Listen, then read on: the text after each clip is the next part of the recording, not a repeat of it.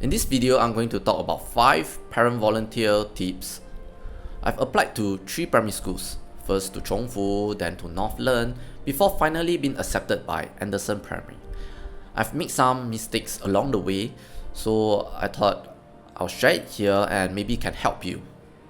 So tip number 1, first you're gonna shortlist the schools, and for that I've actually created an ultimate list. Go to this URL. I've compiled all the schools that provide parent volunteer scheme, and I've added the info such as the number of hours to clock, roughly when they will open up the application, and what kind of work they require you to do. Do take note that MOE only requirement is 40 hours and the rest is up to the school. So for any updated details, go to the school websites to check it out.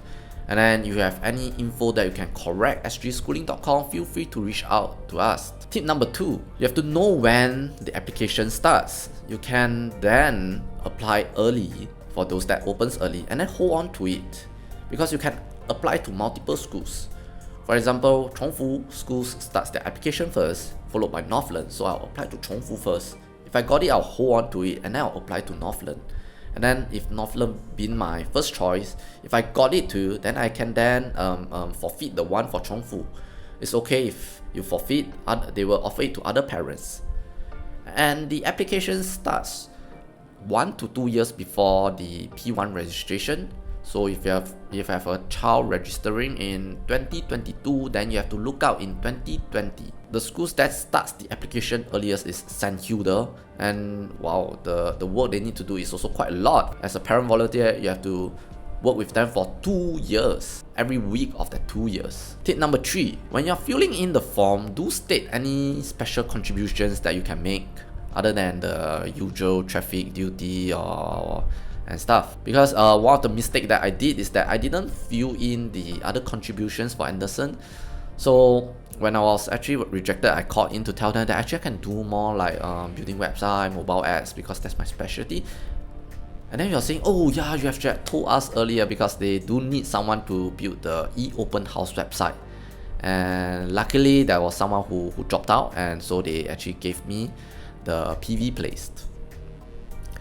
Tip number 4, homeschool distance matters a lot.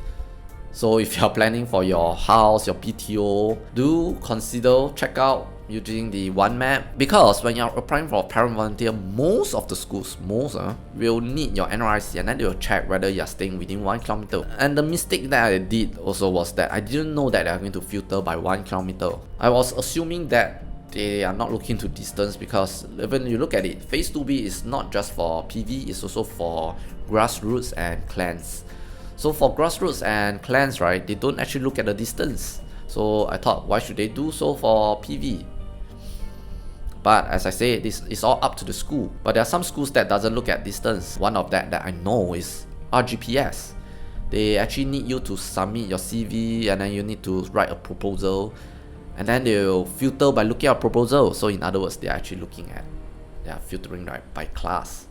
The last and the 5th tip is that you need to know the risk in phase 2B. And for that, you can refer to the ballot history in sgschooling.com.